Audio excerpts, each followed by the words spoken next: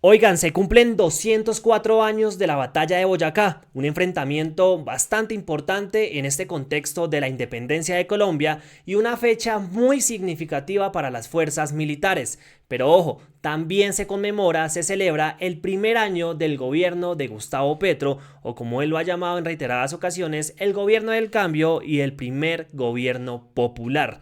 Dentro de este espacio, pues el presidente rindió cuentas al país, realizó varias declaraciones, entregó cifras y bueno, lanzó varias pullas a la oposición, a banqueros y a esa élite política viuda de poder. Sin más rodeos, vamos a empezar con este primer video sobre los honores que le hicieron al presidente Gustavo Petro en el puente de Boyacá. Madre Colombia, que con amor escuchas a tus comandos que en primera fila entran listos a ganar la lucha y te aseguran tu vivir tranquila. Las fuerzas especiales te ofrendamos con valor y arrojo nuestras propias vidas.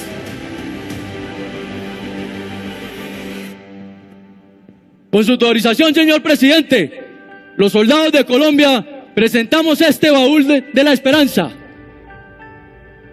que recorrió las diferentes regiones de nuestro país, en el cual nuestros compatriotas nos han confiado lo más preciado, y se convierte en un símbolo que reafirma nuestro compromiso de cumplir nuestra misión a cabalidad, como lo hemos hecho por más de 213 años.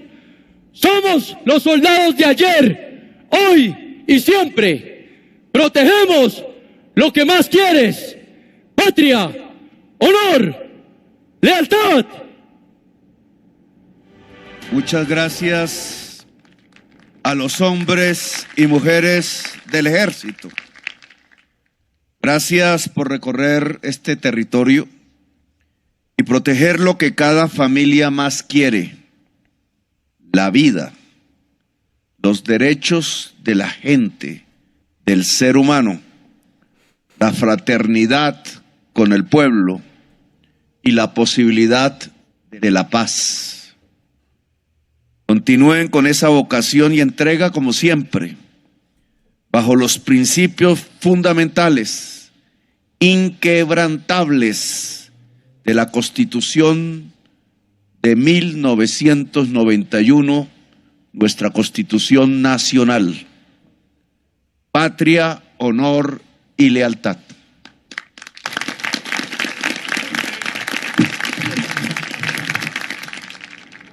Madre Colombia, que con amor escuchas a tus comandos que en primera fila se encuentran listos a ganar la lucha. Bueno, ese fue el baúl de la esperanza que le presentaron hombres y mujeres del ejército, de las fuerzas especiales, al presidente Gustavo Petro, y obviamente el mensaje del jefe de Estado. Un comentario: aún sigo viendo con asombro, nunca pensé verlo, que las fuerzas militares le hicieran honores a Gustavo Petro, pero hoy es una realidad. Ahora sí vamos con la rendición de cuentas de este primer año de gobierno de Gustavo Petro. Vamos a escucharlo un poquito más rápido para que este video no se nos vuelva largo, pero es entendible. Entonces, pues, escuchen y saquen sus propias conclusiones. Generalmente no leo los discursos, pero la necesidad aquí de entregar cifras más o menos exactas de lo que ha acontecido me lleva a esta no muy gustosa para mí realidad de leerme este discurso, que también tiene que ver con la conmemoración del primer año de gobierno y por tanto de rendirle cuentas a la nación, como todo funcionario democrático debe hacer, en su más, en sus menos, en los problemas, en los logros. Hace pocos días, el pasado 28 de julio, en la Sierra Nevada de Santa Marta, que sus habitantes indígenas denominan el corazón del mundo, pude ver a dos jóvenes indígenas, una de la Sierra Nevada, otra de Lerma, del departamento del Cauca, intercambiando unas semillas que, como me decía una de ellas, no solo nutren nuestro cuerpo, sino también nuestra alma, semillas del alma, nuestro espíritu. Son semillas de amor y de vida, decía y se las intercambiaron para ser llevadas a sus diferentes comunidades. Ese intercambio entre dos comunidades, quizás sencillo y pequeño, es sin embargo un símbolo esperanzador del cambio, de ese cambio que estamos construyendo por mandato del pueblo colombiano, de esa nueva Colombia que está surgiendo y que nos demanda una resignificación, un nuevo significado de nuestra propia historia, un freno a toda esa sangre derramada por décadas que ha ahogado las esperanzas del pueblo. Esa paz esquiva también está en el diálogo, en la búsqueda de acuerdos que nos permitan proteger la vida de la gente, en lugar de profundizar la violencia y las hostilidades del enfrentamiento armado que acaba con el tejido social, con las juventudes, con las vidas de la gente más pobre, con Colombia. Eso es la paz total, poner la vida por encima de los odios, del lucro de unos cuantos, de las inercias de la historia que solo convienen a quienes quieren que nos matemos para seguir creciendo, negocios codiciosos, mafias. Todo lo que este gobierno está haciendo está pensado para la vida, para enaltecer la vida, para dignificarla, para protegerla, para cuidarla, para que florezca vida donde por tantos y tantos años ha habido muerte, sangre derramada. La vida está en el centro de nuestras políticas, es nuestra verdadera hoja de ruta. El gobierno del cambio escogió la vida. El gobierno del cambio está empeñado en convertir a Colombia en potencia mundial de la vida. Por eso estamos conversando con los grupos armados para buscar salidas, para salvar vidas. Tenemos una mesa de diálogos con el ELN que ya nos ha permitido alcanzar un histórico e inédito cese al fuego bilateral, que más que eso debe ser un cese de hostilidades contra la población civil. La paz no es un negociado entre armados, es una realidad donde la sociedad desarmada debe intervenir. Este esfuerzo incluso ha sido apoyado por las Naciones Unidas, que ha extendido el mandato de la misión de verificación que opera en Colombia. Esto significa el apoyo del mundo a la paz de Colombia. Con bandas criminales se ha dialogado en Buenaventura y Medellín, gracias a la Iglesia Católica de Colombia. Con esos grupos que necesitamos desarmar para que la paz sea una realidad en esos territorios, allí hemos constatado que en sus propias zonas se ha reducido sustancialmente los niveles de violencia. La paz nos ha permitido, hoy relativa y no total, en nuestro primer año, disminuir en un 54% el número de las víctimas fatales de la fuerza pública. Pero ese no es el dato esencial. A nosotros nos han acusado de no estar al lado de la fuerza pública. Eso es simplemente una mentira. El bienestar de las mujeres y los hombres que integran nuestras fuerzas, las fuerzas de la Constitución Nacional, es una prioridad. Por eso, por ejemplo, se incrementó la bonificación mensual para los jóvenes que prestan el servicio militar del 30 al 50% de un salario mínimo, y aspiro a seguir haciéndolo. Esto es parte de la política integral de bienestar para la fuerza pública que estamos poniendo en marcha por primera vez en nuestra historia contemporánea. Tampoco les hemos atado las manos a nuestros policías y soldados, solo que las dirigimos hacia otros objetivos. Hemos perseguido a los grandes eslabones de la cadena del narcotráfico. En lo corrido de este gobierno, hemos incautado 1.100 toneladas de cocaína y aumentamos la destrucción de laboratorios para el procesamiento de droga en un 16% respecto al periodo anterior. En este año tenemos 573 toneladas de cocaína incautada, la mayor cantidad en toda la historia en un periodo similar. 1.100 toneladas de cocaína incautada en este primer año de gobierno. Con razón esa oposición y ese sector político que ya conocemos, bueno, el uribismo, pues ha estado bastante molesto con el actuar de las fuerzas militares dentro de esta administración. Hemos combatido con contundencia la criminalidad con la captura de 9.030 personas de grupos armados y adelantado 290 combates contra grupos ilegales y ha mejorado la seguridad ciudadana parcialmente, comparada con el gobierno anterior, con una reducción del 29,7% de delitos sexuales, fundamentalmente reducción de feminicidios. Y aquí, qué tristeza, el feminicidio de Luzmeri Tristán, la patinadora olímpica que nos acompañó durante estas décadas de existencia, todos los y las colombianas. Fundamentalmente se ha reducido el homicidio en Colombia. Aún una cifra que no es la que nos gusta, un 3,6% en todo el país, comparando este semestre con el primer semestre del año pasado. Reducción que aún debe ser mucho más profunda para salir de los témpanos de sangre de la violencia. Redujimos los homicidios en 17 departamentos, incluidos los más afectados por el conflicto armado: Arauca, Chocó, Caquetá y norte de Santander. Paradoja, crecieron los homicidios en departamentos donde no había conflicto armado. En un 40% de los municipios de Colombia no hay homicidios en todo el año transcurrido. Además, en el gobierno del cambio estamos trabajando en la implementación del acuerdo de paz del 2016. Hemos respetado la institucionalidad surgida de ese acuerdo, apoyando a la Justicia Especial para la Paz, a la Unidad de Búsqueda de Personas dadas por desaparecidas, a la Comisión de la Verdad. Que el acuerdo de paz se materialice en serio, porque es la antesala de la paz total, es una de nuestras principales preocupaciones. Hacerle conejo a la paz, como han querido hacerle, es poner las bases para un nuevo ciclo de violencia, quizás más complejo y sangriento de los que hemos vivido, y por tanto no lo haremos. En economía, también nos han dicho que íbamos a desestabilizar la economía del país, que la inversión se iba a ir, que se perderían empleos, que subiría el dólar.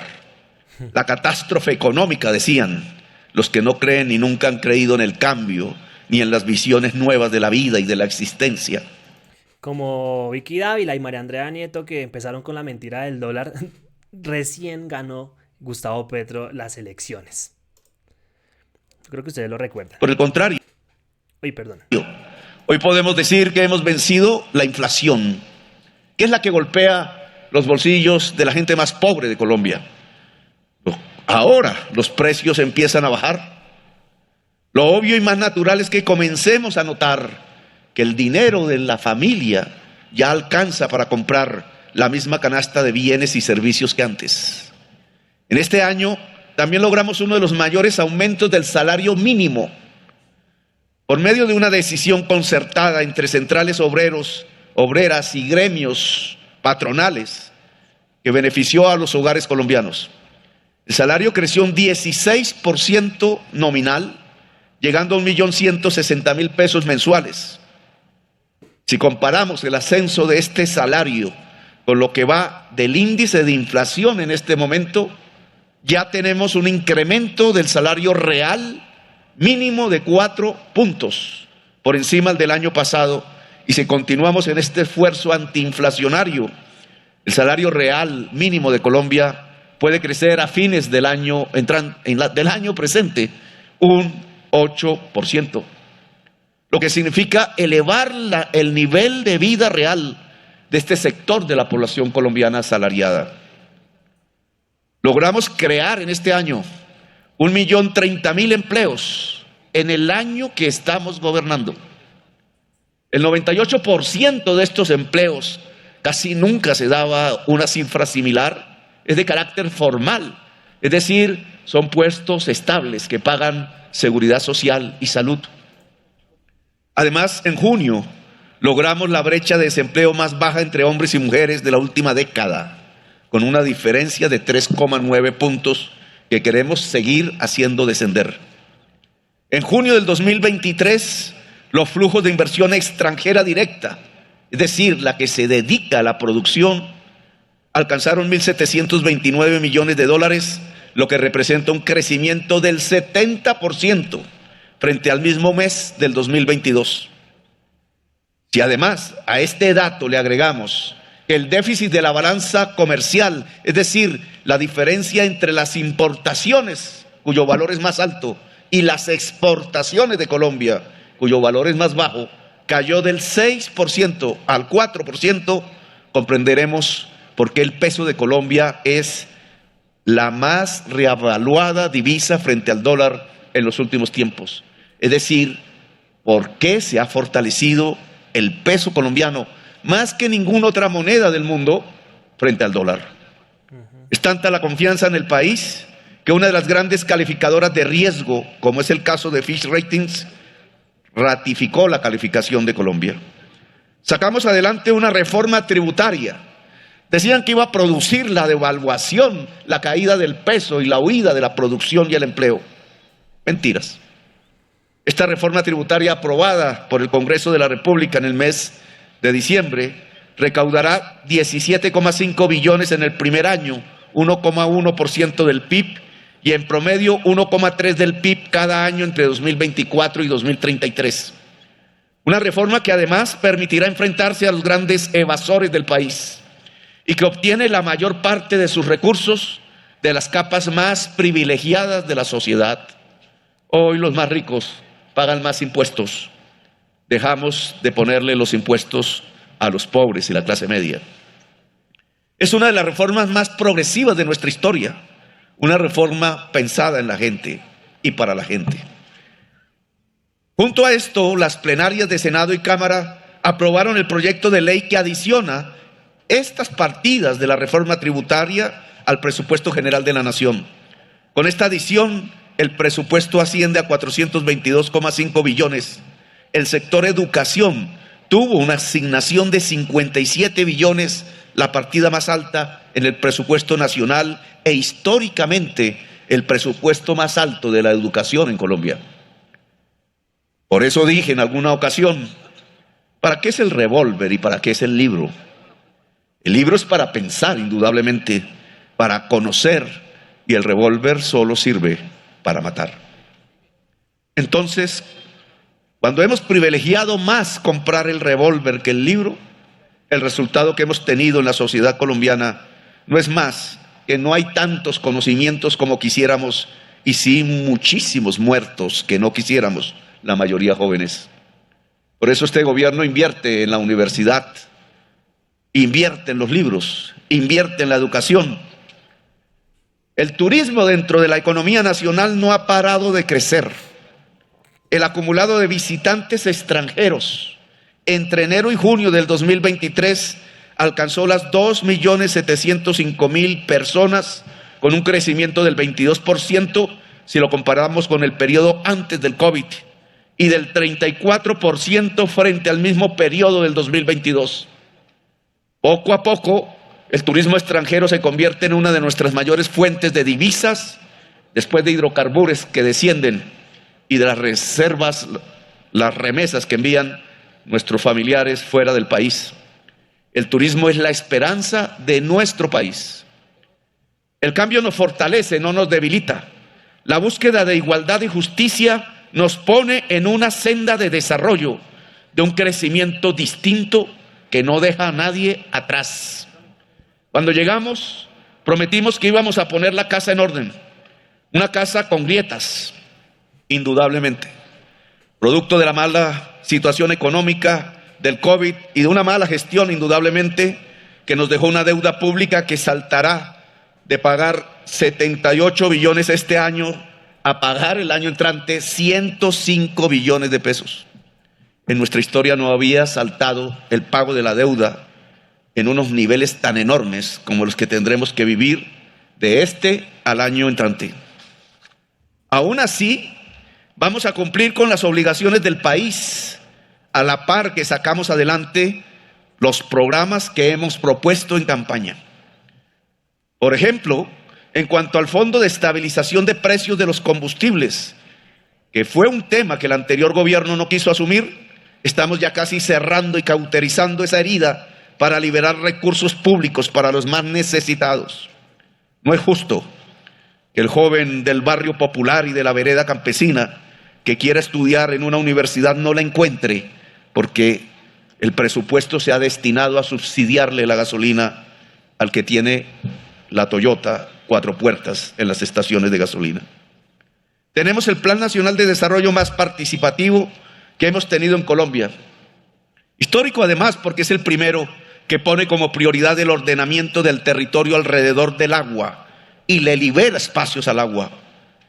Hemos presentado una política de reindustrialización para transitar de una economía extractivista que solo saca del subsuelo lo que el ser humano no puso allí, a una economía del conocimiento productiva y sostenible que se basa fundamentalmente en el trabajo y el saber del ser humano.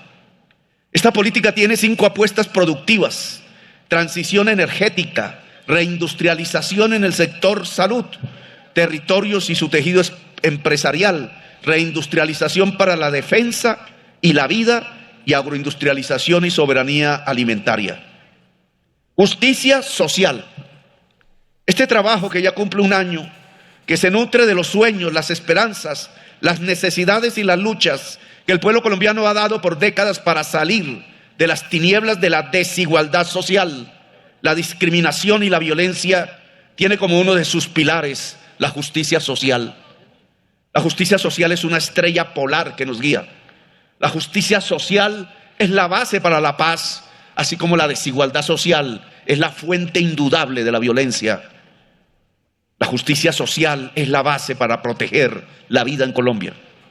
Si no atendemos las causas mismas de la desigualdad, si no enfrentamos la pobreza y el hambre, si no les damos educación a las y los jóvenes, si no cuidamos a los viejos y a las viejas y les garantizamos un sustento, si no le damos dignidad a la madre y al niño pequeño, el cambio será simplemente una palabra vacía.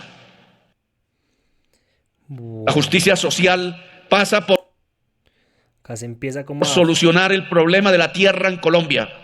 Por eso estamos avanzando con una reforma rural.